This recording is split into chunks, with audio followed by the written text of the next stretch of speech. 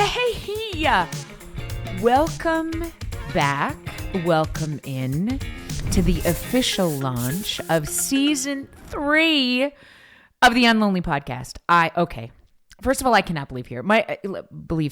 Believe me, believe you, believe where we're at in the world, all the things. That we're starting a season 3 of a podcast is beyond me because, to be honest, I actually didn't really want to do a fucking podcast. So here we are. It has been the greatest gift, and I want to use this intro episode as a collection of the chaos that is happening in my head right now and that I hope gets to be represented in this season.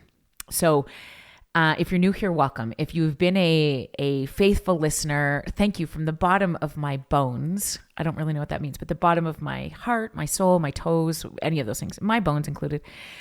And what I want to do in this episode is sort of explain how we got here and what you can expect in this season, mostly because I have 5 big things that have happened in my head and on my heart in this past year that I just want somewhere to put. And guess what? It's with you if you're up for the challenge. So let's see, where can we start? Now, all right. So first of all, if you're new here, Dr. Jody Carrington, I'm a clinical psychologist. I really love humanity and dislike people in this season. Have never feeling more alone in my quest to become a better mom, a better wife, a better woman, a better fucking perimenopausal survivor, and somebody who feels like they contribute to the world.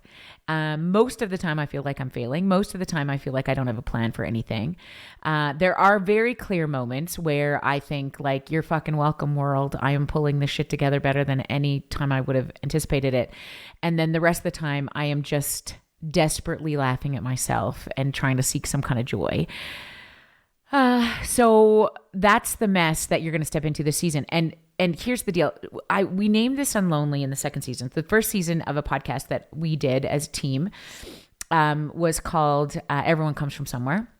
That first iteration was really this focus of let's try to find ridiculousness in the world that understand, we're all humans. We're all just here walking each other home thanks to Ram Dass's brilliance. And can we find people where we can just sort of align and build a community? Okay.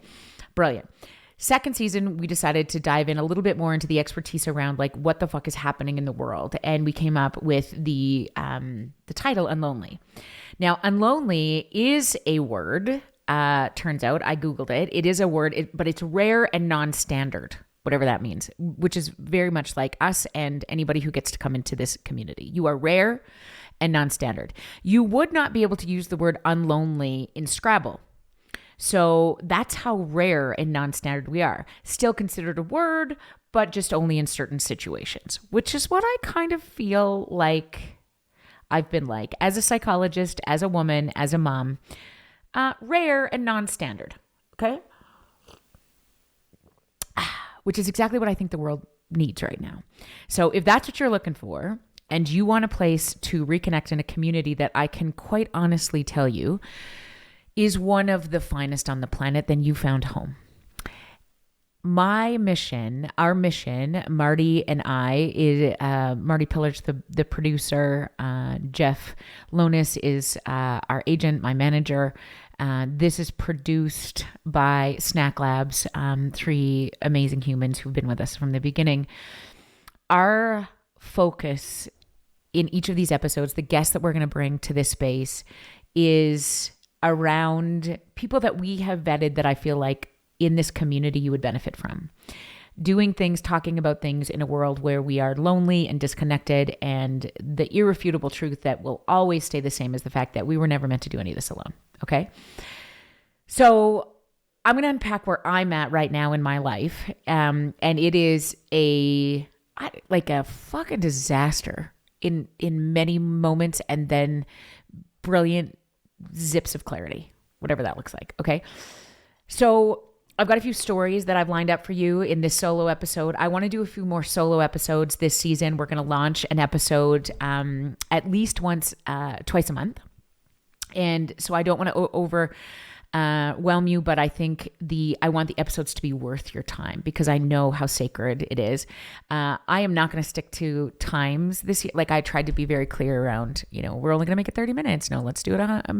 Whatever. I also want you to notice what you will not hear is like, how can we find you? I'm going to shorten up my intros because I think it's bullshit when I read an intro and then reintroduce them. So most of the information you'll find about our guests who were very deliberately sought and invited, a lot about them will be in the show notes. Okay. So if you love them, you will find more about them.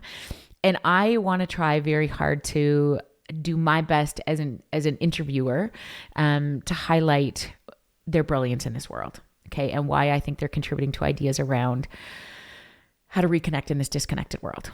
Okay. So that's that. And here's the things we're going to be talking about. Okay. We're going to be talking about women. We're going to be talking about parenting. We're going to be talking about life as an entrepreneur. We're going to be talking about death and grief because I think that's where I want to start. So in the middle of last season, when most of the episodes were already launched, my dad died.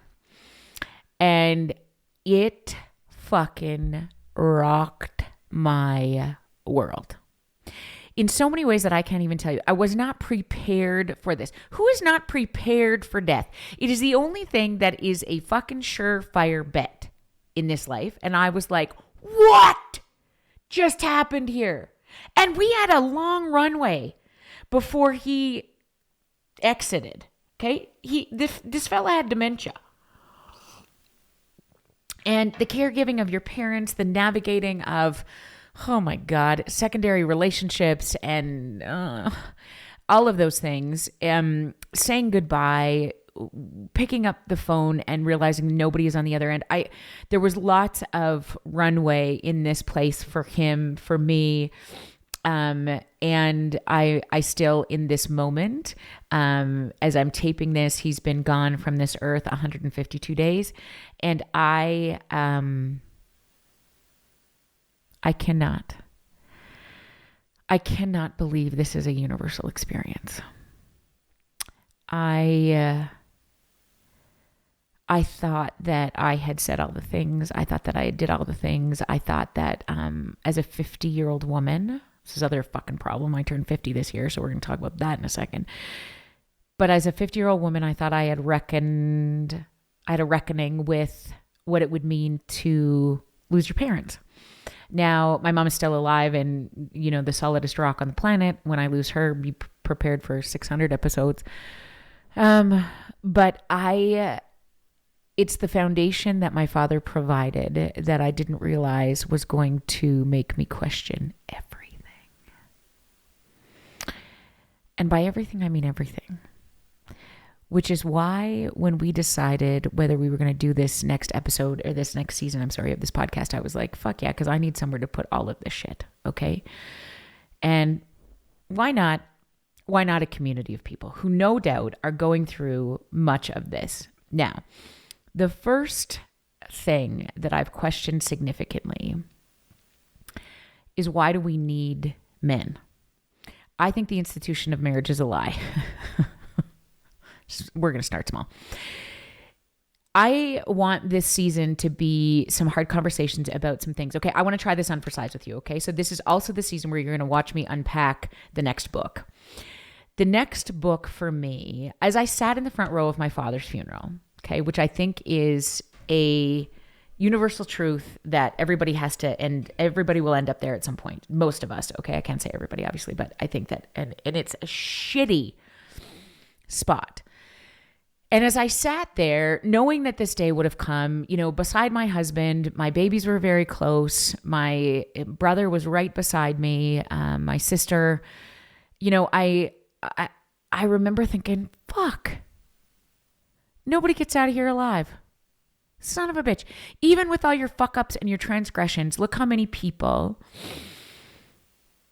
you can impact in a lifetime. You're not going to be perfect. Nobody's going to be perfect. All these truths that I think I know to be true as a psychologist that I was sitting there thinking, what is happening? And then I started questioning this.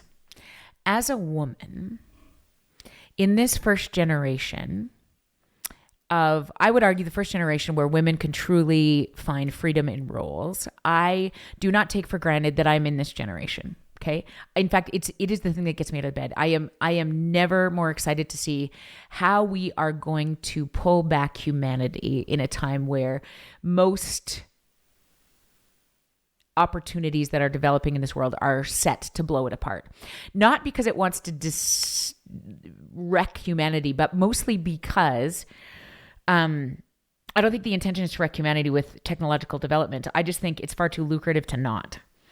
And as a result of that, we are disconnecting at such rapid rates that our mental health is suffering, our work lives are suffering, our friendships are suffering, okay? So in one of my thoughts around this process, I'm like, okay, let's back it up to what is an optimal human developing system. Do we have one of those? What is that? If I were to pick, like, I don't know, maybe, first of all, I didn't know how many things there were, but let me just tell you that I've landed on 4, okay? There's 4 things that I think are areas of conversation, the keepers, if you will, of optimal human functioning. If those 4 keepers, the keepers of the keys to optimal human functioning, are somewhat solid, you will do better in this world. And by better, I mean not survive, not avoid trauma, not get out of here alive, because you can't, not any of those things. You will have the resources in place to ride the waves that is the fuckery of this human experience better than anybody else. Okay. So this is the answer that I've come to in this lonely world. These are the 4 things that we're going to consider. And I am going to write a book about it. I'm going to talk about it in various ways. And I hope that this season will be unpacking it. Number 1, the keeper of calm, of emotional regulation is important to me. It all comes back to your childhood. Attachment, how we understand how to be emotionally regulated, the keeper of calm. Okay. People always say to me, does it always come back to your childhood? Yes. Fuck yes. Not that it's going to define you, but you need to understand it if you want to have an appreciation for why and how you operate in this world. Okay. So the keeper of calm, how that was created or not created in your body. 2, kin or community. The keeper of your community, understanding that piece of your world as a significant contributor to your human operating system is critical. Exploring who is a part of your kin, your community. What does that look like? Okay. 3rd, rituals and timing. Those become, the research would say, some of the most important things in regulating the system, the keeper of time. That becomes really critical in understanding where we spend it, how we use it, where we stay connected in our communities. What does that look like for hockey practice, church, where we worship, where we play, where we enjoy our people, okay? So we got keep calm, keep community, keep time. And the last one is around role clarity. So it's about keeping your lane. What is your role in any specific area where you show up? If you understand those keepers of the human operating system, do a deep dive into any one of those 4. If we can talk about those in various ways, you will do better in this world. And let me say, when you are operating well in this human race, it means that you understand where you've come from and where you're going. And I think if you can take a look at those 4 things, it's all you need to do to get an understanding of why you're here. Now, let me unpack those just a little bit. I think that if I were to superimpose those 4 things, keep calm, keep community, keep time, and keep lanes. If I were to impose those 4 things into how you show up at home, how you show up at work, and how you show up in your friendships, we would have a script for how we operate in this current world. And I think I need to do some exploration in this season of how and why those 4 keepers of an optimal human operating system were designed, developed for us in this human race, why at one point they were ideal back in the good old days, why they assisted us in functioning well at home in our roles, either as parents or as in marital partnerships. Those are 2 things that happen in the home domain. How those 4 things showed up in our original understanding of work, and how they showed up in our original understanding and purpose and friendship. Okay. So exploring those things and how and why they were developed, then taking those 4 things across those 3 roles into currently what this, particularly in the last 10 years, how the current set of situations in which we're living in has blown many of those things apart, resulting in anxiety and depression, and us killing ourselves at faster rates from emotional illness than from physical illness for the first time in history, begs the question about whether the way we are developing is beyond human capacity. Then, and only then, can we talk about the new script that is required. So combining what we were designed for in a time that no longer exists, taking a look at the time that currently exists in this world that humans are designed for, and putting those together to decide what we need to do now, what we need in this new script to do better and feel better. And that's the purpose for me, right? Is that I want us to understand around here how we get the most out of this life, not be happy. Okay? Because happy all the time is dumb. Nobody's happy all the time. Stupid. Okay? And I mean that in the most respectful fucking terminology way. Okay? When you desire your kids to be happy, when you think you're going to be happy in your marriage all the time, fuck, is that dumb? I want us to have the capacity and understanding of why we feel the way we feel and where to put it when we do. Now, one of the things that has led me to this question is my question of my role as a woman. There's some data we're going to talk about in this season where it just blew my mind. And by 2030, 45% of all North American women aged 25 to 44, this is only 5 years from now, 45% of American women aged 25 to 44 will be single and childless. I have never in the history of my life wanted to be single and childless more than I do in this fucking moment. I'm not even lying. And probably I should have given Aaron a heads up on this, but I'm currently married and I have 3 children. And it had never occurred to me in my lifetime that I didn't have to do either. I thought the job for me was to get married and have babies. Now, let me be clear before somebody cancels me. I enjoy motherhood. The greatest gift I think that I've ever been given is those 3 children.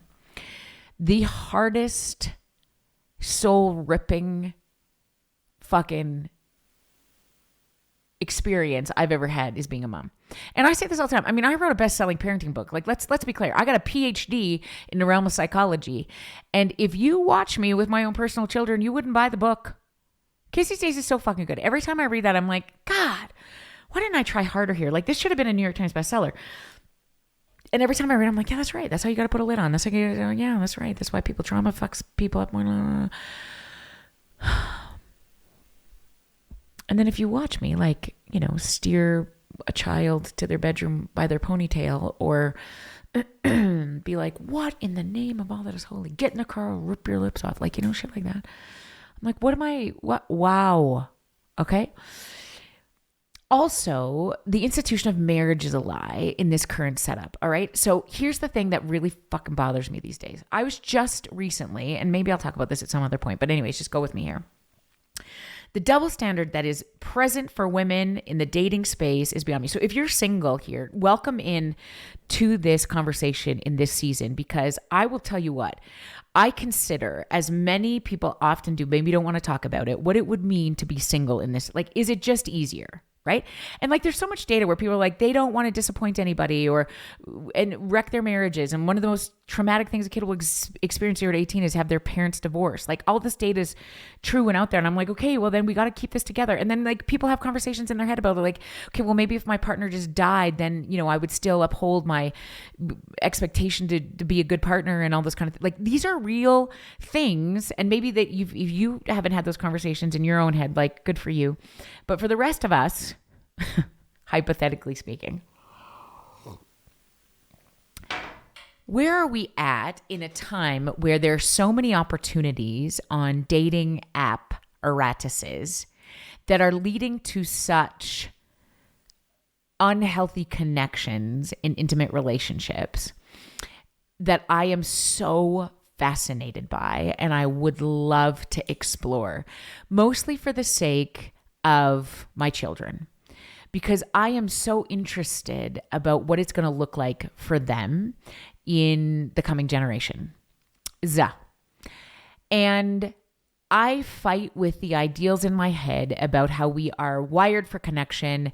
We do better in relationship if it's a healthy two-way street. Now, the data is really quite clear about this. Men in this season notoriously do better when they are married. There's a decrease in increase in happiness, a decrease in suicidal behavior, homicidal behavior, and they benefit far more than women who, by the way, when they remain single or choose to stay single, are happier, healthier, less suicidal, less homicidal. And it just sort of begs the question to me. I'm like, okay, so what would that look like? Would I ever want to get into another relationship? And I got to tell you where it scared me back into reality is I have some friends in the dating space. I have watched what it looks like. I just go to a country music concert. Okay. Them bitches be crazy. All right. And as a 50-year-old woman, I stood around looking like, holy Christ. Esther Perel talks so much about this, right? You have an opportunity. You will probably fall in love with somebody 5 times, about 5 times in your lifetime. And those people who sort of understand that you will actually fall in love with the same person 5 different times, if you're brave enough to figure out the iterations, doesn't mean you need to stay with the same person. Okay. So let's be clear. Somebody's going to refute this. But I think that we've never been under the illusion so much in this season that relationships are going to take work because we have so many opportunities to look away. And when I look around at options, like, here's the problem, particularly for women, which the double standard makes me so fucking mad, that as a 50-year-old woman, as a 50-year-old man, you have lots of options to date younger. In fact, you can go 20 years younger and people barely blink. I was thinking, if I was in the dating world, can you imagine trying to date a 30-year-old human at this point, a 30-year-old boy? No, that it feels illegal.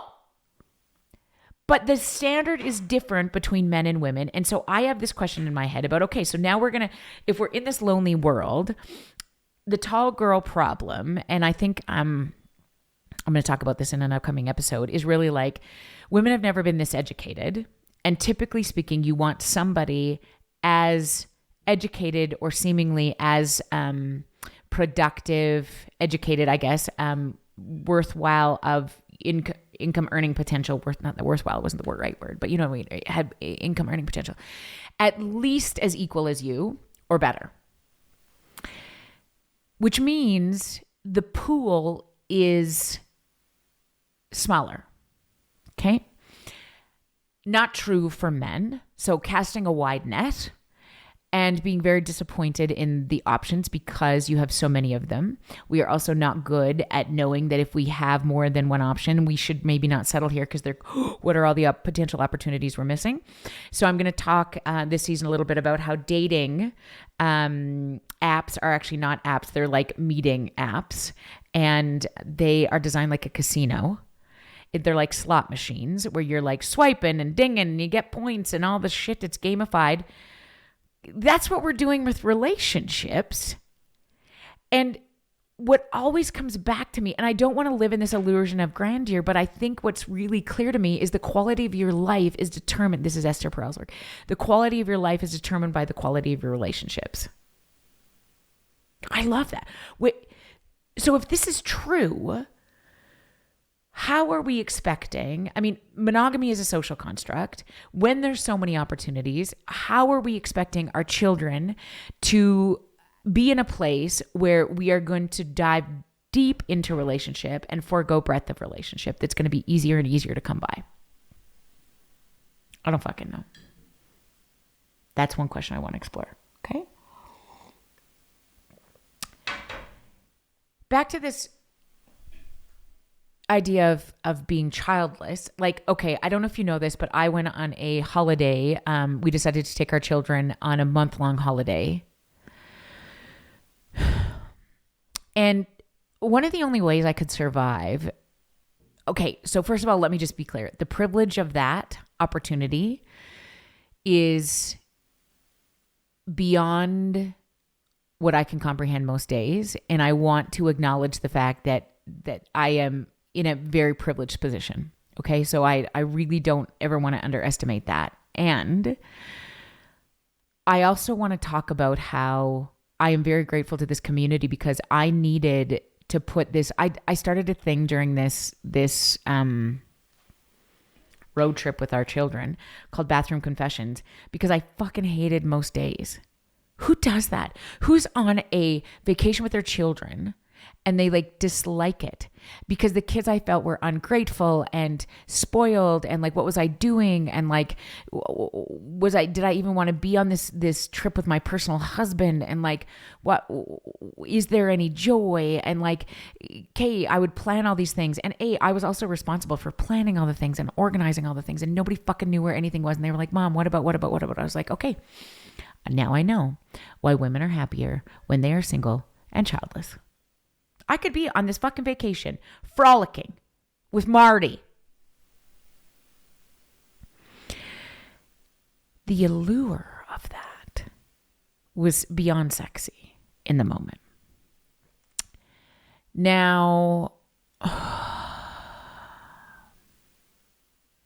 when I got home, I got to say that the whole experience was better in my memory, okay? Because I did have to, on purpose, slow down, shut my phone off, leave it in the car, look into the eyes of my children, my very ungrateful, life-sucking children who are probably going to take all of this for granted. And why was I doing this anyway?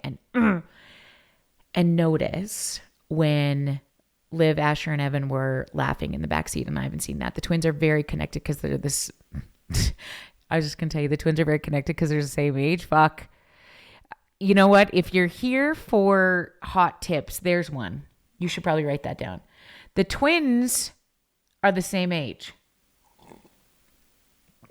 Listen, if you're looking for fucking drops of wisdom, there's one for you. Write that down as a tip for free. But our son, our oldest son, who is different than the two of them in so many ways, as most of our children are, but he's 2.5 years older, and I often felt like he feels like he's disconnected from them oftentimes. And so I loved watching the three of them figure life out when there was no other opportunities to go with their friends or on their devices, and belly laughing over stupid something. Watching their dad try to dance in the rain, making a fire, and none of us being very fire-worthy humans, somewhere in Ireland, and getting lost and doing all these things that I know are the only things that they're going to remember, made me have moments of humanity or clarity about what it means to be on this journey to becoming unlonely. And lastly, what I'll say in this introductory warm-up, because if I haven't lost you by now, this is why I love you, is this world of entrepreneurship and serving in communities and how lonely it can be to build a business, build a company, lead a company. And so I think there is 3 roles that we play. All of us show up in some capacity at work, at home, and in our friendships.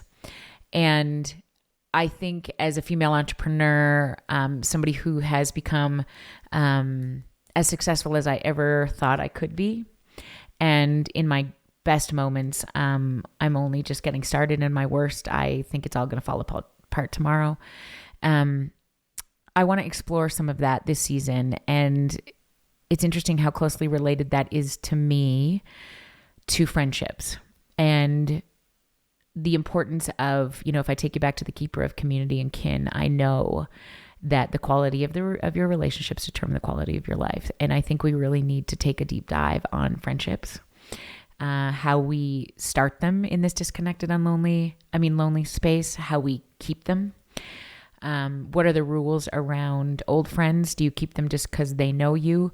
How sacred are the ones that know you without words? And why probably all of this has never been so difficult, because we're overwhelmed and we've lost access to the best parts of us on most days. So where that leaves us is that it sounds like there's not a lot of hope in the world, but I'll tell you what, I've never been more hopeful.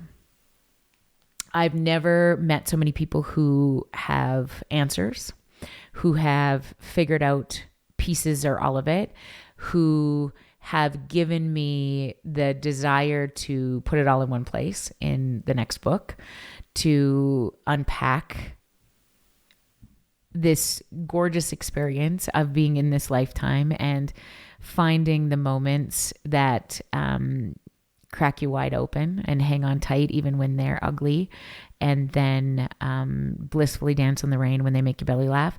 I just think that's why we're here. And there's so many, many, many opportunities to become unlonely in this season, but you cannot do it alone. So that is the purpose for me of why we're going to dive in deep in this season. And I'm going to do a couple more solo episodes coming up where I'm going to try to unpack some of the things that just crack me open. I want to do an episode with just Marty. If you don't know, Marty has been with me for 10 years. She is now she is the production manager on every talk we go on.